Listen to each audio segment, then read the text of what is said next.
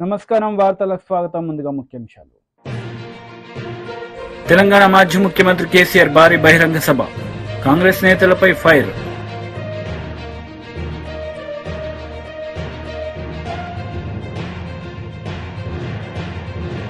TDP polit bureau సభ్యుడు వరదరామయ్య media సమావేశం, CM Jagan పై fire.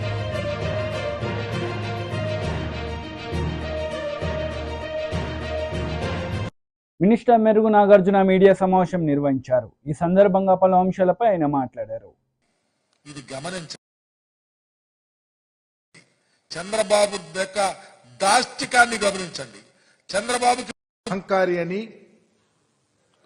ఆయన ఇవన్నీ పెత్తందారి మనస్తత్వం అని, పెత్తందారి పోకడలని, ఎదుటి మనిషి గురించి చెడుగా ఆలోచించే స్వభావం అని, ప్రజల యొక్క బ్రతుకు వాళ్ళ జీవన విధానం మీద వేటు వేయటంలో సిద్ధహస్తుడని, కుల ప్రస్తావనలతో రాజకీయాలు చేస్తాడని, చిన్న కులాలంటే తేలిక స్వభావం అని, చిన్న కులాల వాళ్ళు పైకెదగటానికి అడ్డుగోడ అని, ఇవన్నీ మొదటి నుంచి చెప్తానే ఉన్నాం. దానిలో అనేకం అతను రాజకీయాల్లో ముఖ్యమంత్రిగా ఉన్నప్పుడే స్వయాన దళిత కులాల్లో ఎవరైనా పుట్టాలనుకుంటారా అన్నాడు. ఆ రోజు నుంచి ఈ రోజు దాకా దాని మీద ఎక్కడా పశ్చాత్తాపం చెందరా. ఆయన మనస్తత్వం అది. బీసీల తోకలు కత్తిరిస్తా అన్నాడు, బీసీలు జడ్జీలుగా పనికిరారన్నాడు, బీసీలు అంతు చూస్తానన్నాడు. అన్నవాడు నేను తప్పు చేశానే, తప్పని ఎక్కడ అంటల్లా. వాడి స్వభావం అది. ఆయన జీవన విధానంలో ఇవన్నీ మర్చిపోలేని ఘట్టాలు. ఇంకా ఎంత బరి తెగించాడంటే, ఈ మధ్యకాలంలో వేలుముద్రల గాళ్ళని, జగన్మోహన్ రెడ్డి గారు ఎవరో పేద వ్యక్తికి డ్రైవింగ్ చేసుకునే ఉద్యోగం ఇస్తే, టికెట్ ఇస్తే దాన్ని పట్టుకొని టిప్పర్ డ్రైవర్లకి టికెట్లు ఇచ్చారని, చివరికి కూలి జనం అంట. ఎంత దారుణం, ఎంత అహంభావం. జగన్మోహన్ రెడ్డి గారి సభలకు వచ్చేది కూలి జనం, నీ సభలకు వచ్చేది డబ్బులున్న జనమా? అంటే ఈ కూలి జనంగానే బ్రతకాలా? కూలి జనం అంటే నీకు తేలిక స్వభావమా? రేపు ఓట్లు మాత్రం వీళ్ళు ఇయ్యాలా? ఈ ఎస్సీలు, ఎస్టీలు, బీసీలు, మైనారిటీలు, ఉన్నత కులాల్లో పేదవాళ్ళు కూలి జనం అంటే, పేదరికంలో ఉన్న ప్రతి వారిని నువ్వు తేలిక చేసి మాట్లాడి రాజకీయాలు చేయాలని నిర్ణయించుకున్నావు చంద్రబాబు. తప్పకుండా ప్రాయచిత్తం అనుభవిస్తావు. ఒక ప్రక్క జగన్మోహన్ రెడ్డి గారు పేదల పక్షపాతిగా నా ఎస్సీ, నా ఎస్టీ, నా బీసీ, నా మైనారిటీ అంటుంటే, వాళ్ళ స్థితి పెరగటానికి, ఈ యొక్క ఎస్సీల యొక్క స్థితి పెరగాలని, బీసీల యొక్క స్థితి పెరగాలని, వాళ్ళ కుటుంబాలు బాగుండాలని, వాళ్ళ జీవన విధానం బాగుండాలని, వాళ్ళ పిల్లలు మంచిగా చదువుకోవాలని, వాళ్ళు భారతదేశ వ్యవస్థలోనే ఈ ఎస్సీ, ఎస్టీ, బీసీ, మైనారిటీల యొక్క అప్లిప్మెంట్ జరగాలని ఒక గొప్ప ఆలోచనతో జగన్మోహన్ రెడ్డి గారు పనిచేస్తా ఉంటే, నీ విధంగా మాట్లాడి ఎన్నికలు వచ్చినప్పుడు నువ్వు ఇష్టం వచ్చినట్టు యాక్షన్ చేస్తావు. అధికారం వచ్చినప్పుడు నీ యొక్క మొత్తం నీ మనసులో ఉన్నాయి బయటికి తీసి మమ్మల్ని తొక్కే కార్యక్రమం తప్ప వేరే విషయం లేదు. నేను అడుగుతా ఉన్నా చంద్రబాబుని, నువ్వు ఎందుకు ఇంత బరి తెగించి మాట్లాడుతూ ఉన్నావు? రాజకీయాల్లో నువ్వు ఉండేవాడివి, ఈరోజు పల్లెల్లోకి వచ్చి ఓటు ఎలా అడుగుతావని అడుగుతా ఉన్నా. ఏ ముఖం పెట్టుకుని ఎస్సీ కాలనీకి వెళ్తావు? ఏ ముఖం పెట్టుకుని బీసీ కాలనీకి వెళ్తావు? ఏ ముఖం పెట్టుకుని ఈ రాష్ట్రంలో ఉన్నటువంటి డ్రైవర్ వృత్తి చేసుకునే వాళ్ళని అడుగుతావు? లేకపోతే బీసీలను అడుగుతావు? లేకపోతే కూలీలను అడుగుతావు? నేను ప్రాధేయపడి అడుగుతా ఉన్నా, ఈ రాష్ట్రంలో ఉన్నటువంటి పేద ఎస్సీలు, పేదలు, ఎస్సీలు, ఎస్టీలు, బీసీలు, మైనారిటీలు, ఈ శ్రామికులు, డ్రైవర్లు, అలాగే ఈరోజు కూలీలు, ఇది గమనించండి. చంద్రబాబు యొక్క దాష్టికాన్ని గమనించండి. చంద్రబాబుకి బుద్ధి చెప్పే రోజులు దగ్గరకు వచ్చినాయి. మీరు తప్పకుండా చంద్రబాబు మాట్లాడిన ప్రతి మాట రేపు ఎన్నికల్లో తోటాల్లాగా చంద్రబాబు దిగాల.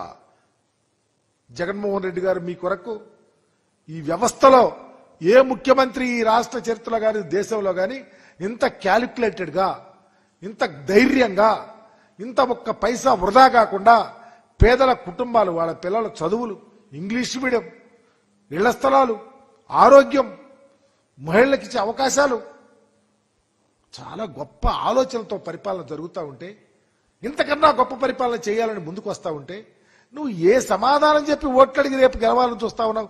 చంద్రబాబు సమాధానం చెప్పగలుగుతావా? ఒక ప్రక్క ఇంత గొప్ప పరిపాలన చేస్తా ఉంటే. కాంగ్రెస్ నేత మీడియా సమావేశం నిర్వహించారు. ఈ సందర్భంగా ఇరు పార్టీలపై ఆయన మండిపడ్డారు.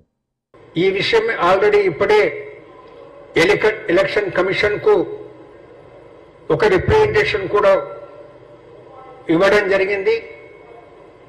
రాష్ట్రంలో సిఓ వికాస్ రాజ్ గారికి కూడా మధ్యాహ్నం 12:30కు నేను కలిసినప్పుడు వారి వేరే అంశాలతో పాటు ఈ అంశంపై కూడా వారి దృష్టికి తీసుకురావటం జరిగిందన్న మాట కూడా మనం చేస్తూ ఉన్నాను. అందులో వారు ఏమన్నారంటే, ఇప్పుడు election model code of conduct లో క్లియర్ గా ఒక అంశం మెన్షన్ చేస్తుంది. No party or candidate shall include in any activity which may aggravate existing differences or create mutual hatred or cause tension between different castes and communities, religious or linguistic. అని స్పష్టంగా model code of conduct లో, general conduct లో first point ఈ point ఉందన్నమాట కూడా మీకు మనం చేస్తూ ఉన్నాం. నరేంద్ర మోడీ గారు రామ మందిరం గురించి ప్రశ్నించినప్పుడు ఆయన ఏం చెప్పడం జరిగిందంటే,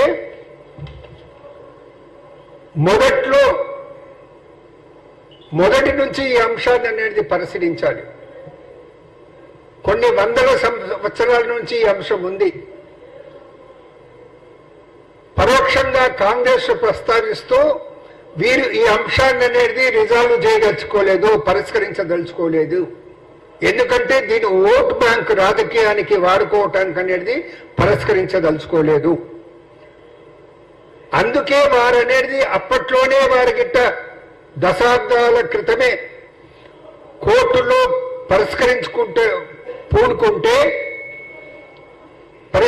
పూనుకుంటే అప్పుడే రిజల్వ్ అయిపోయే మాట ఆయన చెప్పడం జరిగింది. అంతేకాదు ఇంకో విషయం చెప్పిండు. ఇప్పుడు అనేది కోర్టులో అనేది జడ్జిమెంట్ ఇచ్చే తరుణంలో జడ్జిమెంట్ రాకుండా చేసే ప్రయత్నం చేశారనే అలిగేషన్ ఆయన కాంగ్రెస్ మీద చేయటం జరిగింది. అది పూర్తిగా వాస్తవ విరుద్ధం అన్నమాట మేము మనం చేస్తా ఉన్నాం. అసలుకు రామజన్మభూమి ఉన్నటువంటి అప్పట్లో బాబీ మస్జిద్ యొక్క ఆ తలుపులు తెరిచింది ఎవరు? ఆ తాళాలు తీసింది ఎవరు? కాంగ్రెస్ హయాంలో, కాంగ్రెస్ సర్కారులో అప్పట్లో ప్రధానమంత్రిగా ఉన్నటువంటి రాజీవ్ గాంధీ గారు తాళాలు తెరిచాడు కదా. ఇది వాస్తవం కాదా? ఆ వాస్తవాలు అనేది మర్చనేది ఈ రోజు అనేది కాంగ్రెస్ ఒక మతం ప్రజలను కాంగ్రెస్ కు వ్యతిరేకంగా మలచటానికి ప్రయత్నం చేస్తున్నాడు. కానీ ప్రజలు నమ్మరనే మాట కూడా నేను మనవి చేస్తా ఉన్నాను. ఆయన ఇంకొక మాట మాట్లాడాడు.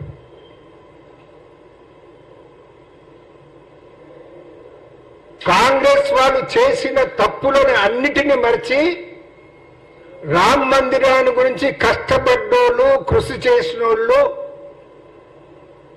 కాంగ్రెస్ వాళ్ళు చేసినటువంటి తప్పులను మర్చి వారి ఇంటికి వెళ్ళేసి ఇన్విటేషన్ ఇస్తే తిరస్కరించారన్న మాట ఆయన మాట్లాడటం జరిగింది.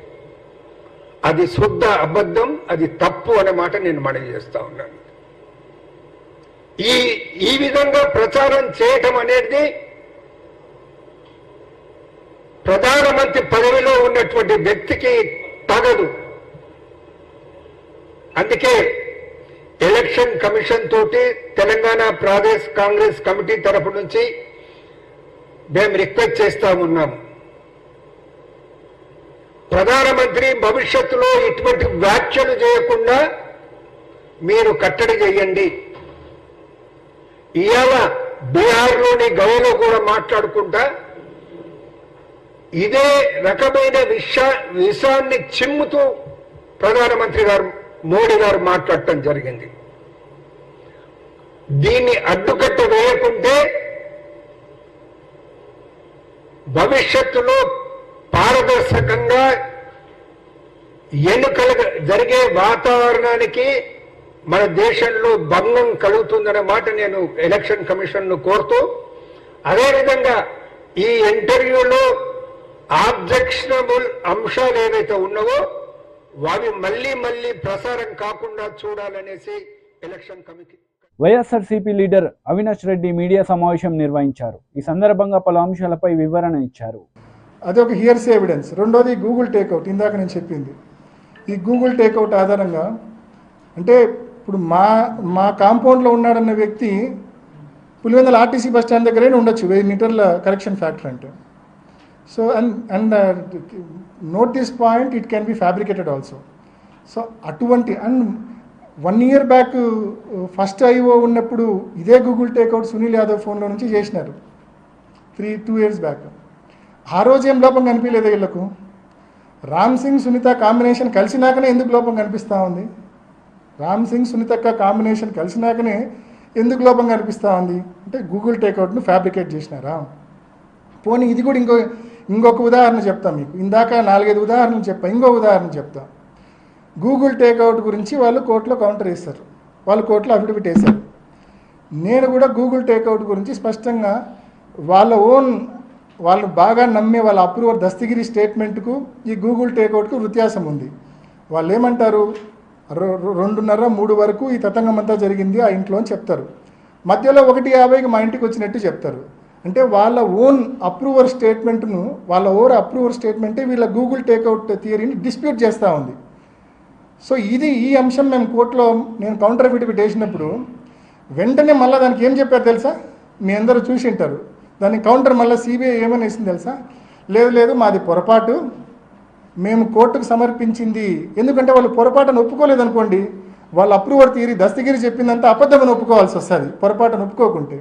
దాన్ని వాళ్ళు ఎలా కవరప్ చేసుకున్నారంటే, కోర్టులో కౌంటర్ ఏమని వేశారంటే, లేదు మేము ఏదైతే సమయం మెన్షన్ చేసినామో కోర్టుకు వేసిన అఫిడవిట్లో అది Greenwich mean time, GMT Greenwich mean time, దానికి ఇండియన్ స్టాండర్డ్ టైం ఐఎస్టీ గన చూపాలంటే కనుక ఒక 5:30 గంట యాడ్ చేయాలని చెప్పి వాళ్ళే కౌంటర్ వేసినారు కోర్టుకు. సిబిఐ కౌంటర్ వేసింది. అంటే వాళ్ళ అలిగేషన్స్ను వాళ్ళే తప్పు పట్టుకున్నారు. అంటే దానికి అది జిఎంటీకి ఐఎస్టీకి మధ్య 5:30 గంట వ్యత్యాసం ఉంది. సో ఆ 5:30 గంట వ్యత్యాసం నేపథ్యంలో ఇంకా టైమింగ్సే మారిపోతాయి పూర్తిగా. సో ఇంత ఇల్లాజికల్ నిందలు వేసిన తర్వాత మేము కోర్టులో అఫిడవిట్ వేసిన తర్వాత మళ్ళీ 4 గడుచుకొని దాన్ని కరెక్ట్ చేసుకోవడం. నేను కనీసం ఈ అరగంటలో మీకు 5-6 ఉదాహరణలు చెప్పా. ఏ రకంగా సిబిఐ సునీతక్క ప్రతిసారి నేను వాళ్ళ తప్పులు ఎత్తి చూపడము, వాళ్ళు దాన్ని కరెక్ట్ చేసుకోవడము. కానీ ఒక అబద్ధాన్ని ఏం చేస్తే నిజమవుతుంది? అది మీరు ఎన్ని తిప్పలు పడితే అది నిజమవుతుంది. అది నిజమయ్యే సమస్య లేదు, ఎందుకంటే అది అబద్ధం కాబట్టి నాకు న్యాయ వ్యవస్థ మీద సంపూర్ణమైన విశ్వాసం ఉంది. వీళ్ళందరూ కుట్ర పన్ని చంద్రబాబు నాయుడు గారి కుట్రలో పావులుగా మారి, ఏబిఎన్ రాధాకృష్ణకు తొత్తులుగా మారి, వీళ్ళందరూ నన్ను ఎంత అటాక్ చేసినా కూడా నేనైతే ఏ తప్పు చేయలేదు, ఏ రోజు కుంగిపోను. అండ్ స్పష్టంగా చెప్తా ఉన్నా, నాకు న్యాయ వ్యవస్థ మీద సంపూర్ణమైన విశ్వాసం ఉంది. తప్పకుండా నిజం నిలకడ మీద తెలుస్తుంది. రాబోయే రోజుల్లో తప్పకుండా ఫ్యాక్ట్ అనేది బయటికి వస్తుంది. సిబిఐ చేసిన విచారణకు వాళ్ళు లెంపలేసుకొని మళ్ళీ రియల్ వర్షన్కు వెనక్కి పోవాల్సి వస్తుంది. ఆ రోజు తప్పకుండా వస్తుందని సంపూర్ణ విశ్వాసంతో నేను చెప్తా ఉన్నా. ఎనీ క్వశ్చన్స్నా? గూగుల్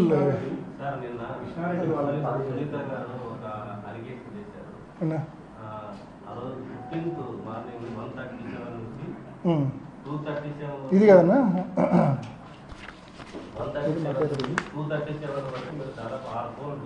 చెప్తాను. లెట్ మీ ఆన్సర్ నా కరెక్ట్. మీరు అడిగిన క్వశ్చన్ కరెక్ట్. నేను ఆ ప్రెస్ మీట్లో ఇది కూడా అడిగింది, నేను మర్చిపోయిన ఆన్సర్ చేయడం. ఇదే కదా, దిస్ ఈజ్ ఇట్ కదా. అసలు ఇది ఏందో తెలుసా మీకు? This is my WhatsApp activity and Erragangireddy's WhatsApp activity. Nothing but WhatsApp activity. March 14 రాత్రి ఎందుకండి, నేను ఆ రోజు రాత్రి ఫస్ట్ జరిగింది చెప్తాను. నేను ఆ రోజు రాత్రి 10:30కో 11కో పండుకున్నా. పొద్దున్నే 5కి లేచిన, 6 గంటలు బాగా నిద్రపోయినా 5కి లేచిన. స్పష్టంగా చెప్తా ఉన్నా, ఎటువంటి డౌట్ లేకుండా మీ అందరికీ. వైఎస్ఆర్సీపీ ఎమ్మెల్యే సుధాకర్ మీడియా సమావేశం నిర్వహించారు. ఈ సందర్భంగా టీడీపీ నేతలపై ఆయన మండిపడ్డారు. సమాజాన్ని దోచుకొని సమాజం మీద దాడి చేస్తుంటే పేదవాళ్ళందరూ ఒకటే, పేదవాళ్ళందరూ కూడబలుక్కొని ఇలా కాదు, మనకొకడు కావాలి, ఆ ఒక్కడికి నీతితో నిజాయితీతో ధర్మంతో పరిపాలించే దమ్ము ధైర్యం ఉండాలి. ఈ ఎవరైతే ఈ మీడియా సంస్థలు కార్పొరేట్ శక్తులు చంద్రబాబు నాయుడు లాంటి వాడు చేస్తున్న దాడిని ఎదుర్కోవటానికి ఒక్క మగాడు కావాలనుకుని వాళ్ళు తయారు చేసుకున్న వ్యక్తి పేరే అర్జునుడు వైఎస్ జగన్మోహన్ రెడ్డి గారు. ఆ అర్జునుడు ఒక్కడే పోరాటం చేస్తున్నాడు. ఆ అర్జునుడు ఈ సంస్థల యొక్క పునాదులను చీల్చి చెండాడుతున్నాడు. ఆ అర్జునుడు కాలరెగరేసి పేదవాడు ఈ బజార్లో నిలబడి బ్రతకగలేటట్టు చేస్తున్నాడు. ఆ అర్జునుడు ఈ కుట్రదారులందరూ చేస్తున్న దాడిని ఎదుర్కొని ఒక్కడే రొమ్మెత్తుకొని నిలబడిన వాడు అర్జునుడు. ఆయనే వైఎస్ జగన్మోహన్ రెడ్డి గారు. ఈరోజు రామోజీరావు తన హెడ్లైన్స్ లో బందిపోటు పాలన అని రాశాడు. ఇది పూర్తిగా రాజ్యాంగ విరుద్ధం. అధర్మ యుద్ధానికి తెరలేపాడు రామోజీరావు. ఈ రామోజీరావు వైఎస్ఆర్ గారి దగ్గర నుండి, వైఎస్ఆర్ గారి పరిపాలన రోజు నుండి వైఎస్ఆర్ గారి మీద ఆనాడు, ఈనాడు జగన్మోహన్ రెడ్డి గారి మీద ఈ విధంగా మాటల దాడి చేస్తున్నాడు. ఇంత పత్తిత్తైన వాడు, బందిపోటు అనే టైటిల్ పెట్టినవాడు, సుప్రీంకోర్టు అడిగిన ప్రశ్నలకు సమాధానం చెప్తే నీ మార్గదర్శి చిట్ ఫండ్స్ లో జరిగిన స్కామ్ల గురించి నువ్వు సమాధానం చెప్పి ఎక్కడ ఎన్ని రూపాయలు డిపాజిట్లు అయినాయి, ఎన్ని వేల మందిని చిట్ ఫండ్స్ లో సభ్యులుగా ఉన్నారు, ఆ ధనాన్నంతా ఎక్కడ పెట్టావు, ఏ సంస్థలకు మళ్లించావు, ఎలా వక్ర మార్గంలో ఆ సంస్థని దోచుకొని తిన్నావనే విషయాన్ని సుప్రీంకోర్టు అడిగింది. సుప్రీంకోర్టు చే ప్రశ్నించబడిన దొంగ నువ్వు ప్రజానాయకుని పట్టుకొని పదే పదే ప్రతిరోజు ఈ విధంగా టైటిల్స్ పెట్టి దాడి చేస్తున్నాడు. బందిపోటు, అస్సలు బందిపోటు అయిన రామోజీరావు. మీరు చేసిన స్కాములు గ్రామాల వారీగా, వీధుల వారీగా, జిల్లాల వారీగా, రాష్ట్ర వ్యాప్తంగా మీరు చేసిన స్కాములన్నిటికీ, మీరు చేసిన ప్రతి అకృత్యాలకు, మీరు దోచుకున్న ప్రతి సొమ్ముకు ప్రజలు ఓ వజ్రాయుధాన్ని తయారు చేసుకున్నారు, ఓ పాశుపతాస్త్రం తయారు చేసుకున్నారు. వీళ్ల వల్ల మనం బ్రతకలేము, వీళ్ళు మనం బ్రతకనివ్వరు, మన ఆస్తులు, ధనం, మాన ప్రాణాలు దోచుకొని తింటున్నారు, వీళ్ళ నుంచి మనం రక్షించేవాడు ఒక్కడే, ఆ ఒక్కడే అర్జునుడు వైఎస్ జగన్మోహన్ రెడ్డి గారు. ఆయనే మా వజ్రాయుధం, ఆయనే మా పాశుపతాస్త్రం, ఆయనే మా నాయకుడని నిర్ణయం తీసుకున్నారు. అందుకే 151 మంది ఎమ్మెల్యేలని గెలిపించుకుని తృప్తిగా కడుపు నిండా అన్నం తింటూ 3 పూట్ల తృప్తిగా ఈ రోజున ప్రజలు ఉన్నారు. ప్రజలకు ఏ కష్టం లేదు. కోవిడ్ వచ్చింది, ప్రజలను చూసుకున్నాడు. ఆపద వచ్చింది, ప్రజలను చూసుకున్నాడు. అకాల వర్షం వచ్చింది, రైతన్నలను చూసుకున్నాడు. నువ్వు చెప్పిన అబద్ధపు ప్రచారంలో మోసపోయిన యువతకు ఉద్యోగాలు ఇచ్చాడు, వాలంటీర్ వ్యవస్థను తెచ్చాడు. ఇంత మంచి పనులు చేసినా ఇంకా మీ కక్ష తీరలేదు. జగన్మోహన్ రెడ్డి గారి మీద దాడుల పర్వం కొనసాగుతూనే ఉంది. మీ అవినీతి భాగోతాలన్నిటినీ, మీ తప్పుడు రాతలన్నిటినీ పరిష్కరించి సుపరిపాలన అందిస్తున్న తరుణంలో మా దగ్గర సీఎస్ గా పనిచేసి మాచే ఉన్నతమైన పదవులను అందుకొని ఈరోజు రిటైర్మెంట్ అయిపోయి టీడీపీ పోలిట్ బ్యూరో సభ్యులు వర్లరామయ్య మీడియా సమావేశం నిర్వహించారు. ఈ సందర్భంగా పలు అంశాలపై ఆయన మాట్లాడారు. కొట్టి అక్కడి నుంచి ఎగిరి వెళ్ళిపోయిందట, ఎటో వెళ్ళిపోయిందట. ఏమండి, రాష్ట్ర ప్రజల చెవుల్లో పూలు పెడతారా? పెట్టారు ఒకసారి, ఒక్క ఛాన్స్ అన్నారు, మీ భ్రమలో పడ్డారు, మాయలో పడ్డారు, అసాధ్యపు వాగ్దానాలు నమ్మారు, ఓటేశారు, ముఖ్యమంత్రిని చేశారు. పదే పదే అదే డ్రామా ఆడకూడదు. అందుకే కథ అడ్డం తిరిగింది. ఇక్కడ రాష్ట్ర ప్రజలందరూ నవ్వుకు ఎక్కడ నలుగురు చేరితే రాష్ట్రంలో ఈ రోజున ఇదే ముఖ్యమంత్రి డ్రామా. బలి ఆడాడ్రా కానీ ఫెయిల్ అయ్యాడ్రా, ఇది డ్రామా. నేను ఈ రోజున Rana the respected commissioner of police Vijayawada city ఒక అర్భకుణ్ణి బలి చేయబోతున్నాడు. ఆయన ఒక అర్భకుణ్ణి, ఒక అమాయకుణ్ణి మరలా కోడికత్తి డ్రామాలో ఎలాగా ఆ శ్రీనివాస్ అనేవాడిని 5 సంవత్సరాలు జైల్లో పెట్టారో ఈ రోజున రాణా గారు విజయవాడ పోలీస్ కమిషనర్ ఇప్పుడేదో ప్రెస్ పెడతా అంట 4ంటికి, అందుకే నేను ముందుకు వచ్చాను. రాణా గారు తొందరపడకండి, మీ పేరు కూడా మీ సర్వీసులో ఉన్నంతకాలం వినపడుద్ది. గులకరాయి నాటకంలో ఈయన తప్పటడుగు వేశాడు పోలీస్ ఆఫీసర్ అని మీ పేరు ఉంటుంది. మీ చరిత్రకు, మీ సర్వీస్కు ఒక నల్ల మచ్చ తెచ్చుకోకండి. రాష్ట్ర ప్రజలారా, పత్రికే సోదరులారా, ఒక అర్భకుడు బలి కాబోతున్నాడు.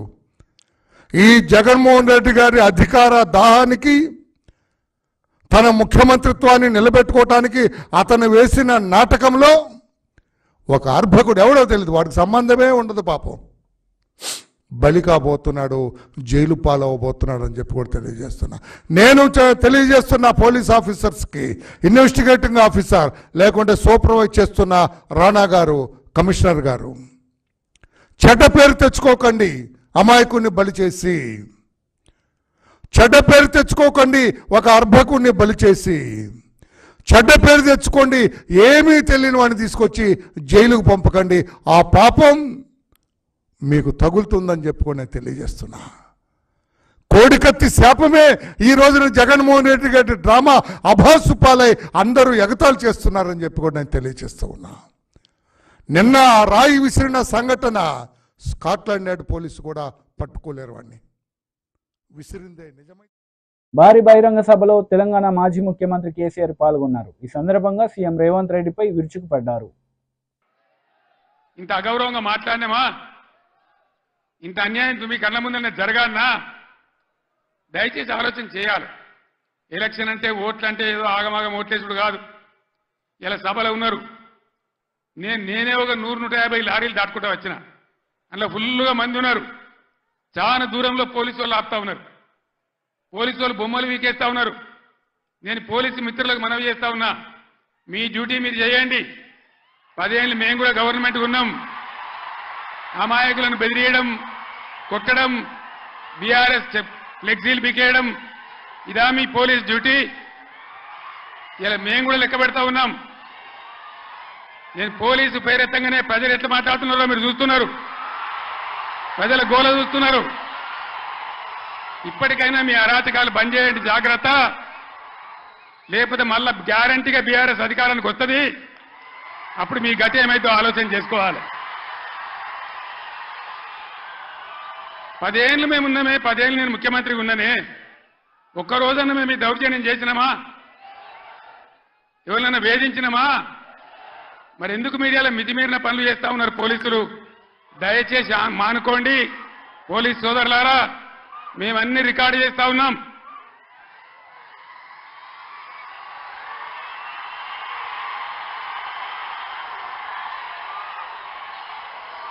ఈ ప్రజల స్పందన చూసైనా మీరు మారాలి.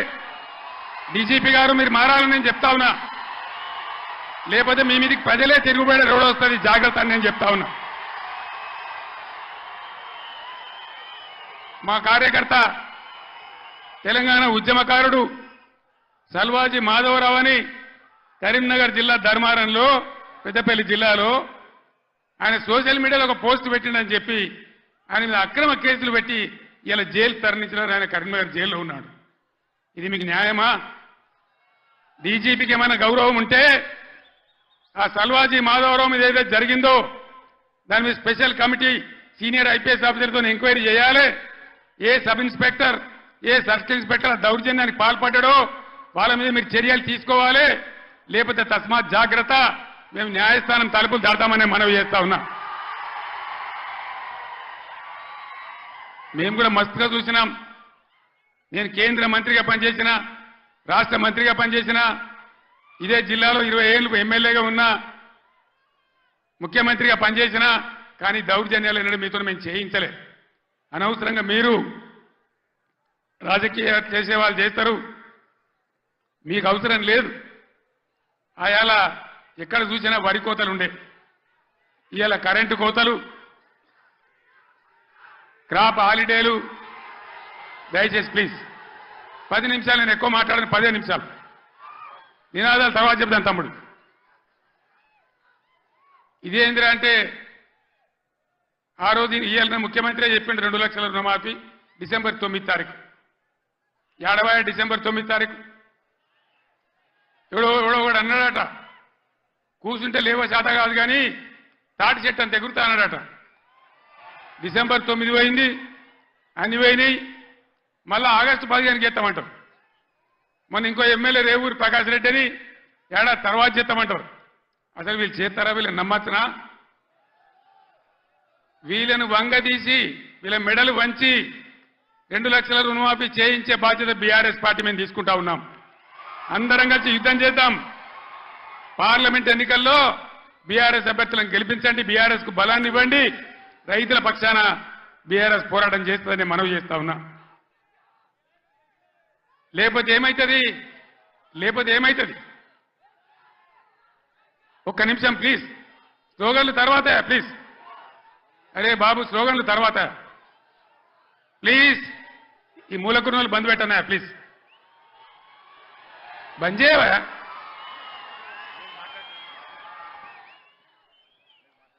ఏం జరుగుతుంది చెప్పండి. ఒకసారి ఆలోచన చేయాలి ప్రజలు. ఓట్లు ఆగమాగం వేయద్దు. ఎవడో ఏదో చెప్తాడు. ఇదివరకే మొన్న దెబ్బతిన్నాం, మొన్న ఎలక్షన్లో దెబ్బతిన్నాం, కింది మీద అయిపోయినాం. ఎంత ధీమాగా ఉండ్రి రైతులు, ఎంత మంచిగా ఉండ్రి, ఎంత బ్రహ్మాండంగా ఉండే, ఎంత మంచిగా రైతు బంధు మీ బ్యాంకులో పడుతుండే, కరెంట్ ఎంత మంచిగా వచ్చేది, చెల్లుకుంటలు ఎట్లా నిండి ఉండే, ఏ విధంగా నీళ్ళు వస్తుండే, మీ డబ్బులు ఎట్లా కొన్నాము. ఇవాళ తప్పుడు వానలు పడే పరిస్థితులున్నాయి.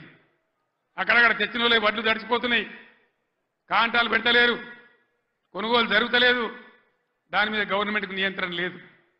అందువల్ల దయచేసి మేము కడుపులో పెట్టుకొని కాపాడిన రైతులు ఇలా ఆగమాగం అవుతా ఉన్నారు.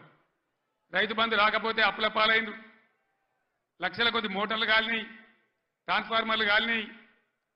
3 ఎకరాలు వేసిన 1 ఎకరమే పండింది. ఆ ఎకరం పండిన దాన్ని కూడా కొనే దిక్కు లేదు. డబ్బులు ఇస్తారో ఈరోజు తెలుస్తలేదు, మద్దతు ధర వత్తలేదు, బోనస్ వత్తలేదు.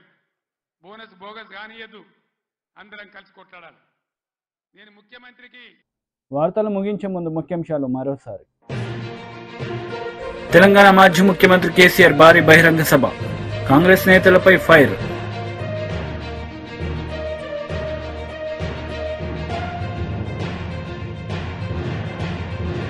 టీడీపీ పోలిట్ బ్యూరో సభ్యుడు వరదరామయ్య మీడియా సమావేశం, సీఎం జగన్ పై ఫైర్.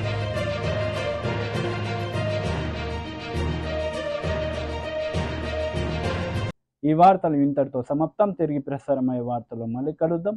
అంతవరకు సెలవు. నమస్తే.